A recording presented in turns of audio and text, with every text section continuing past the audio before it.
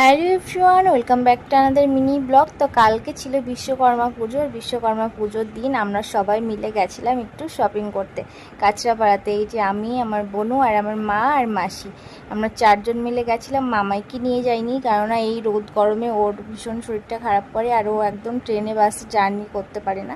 তারপর আমরা গেছিলাম কাঁচরাপাড়া এক্সপ্রেস বাজারে। এক্সপ্রেস বাজারে বেশ ভালো কালেকশন, এই যে বাচ্চাদের খুব সুন্দর সুন্দর কালেকশন। মামাইয়ের জন্য এখান থেকে অনেকগুলোই ড্রেস নেওয়া হয়েছে। খুব সুন্দর সুন্দর বেশ ড্রেসগুলো ছিল বাচ্চাদের। মেয়ে না হলে শখ মেটে বলো তো? সত্যি কথা বলতে আমার খুব শখ ছিল আমার একটা মেয়ে। সত্যি ভগবান আমাকে একটা মেয়ে দিয়েছে, আমি খুব হ্যাপি। এই যে এই দুটো ড্রেস খুব পছন্দ হয়েছিল, কিন্তু কোনটা নেব কনফিউজ ছিলাম। তারপর একটা চুজ করে নিলাম।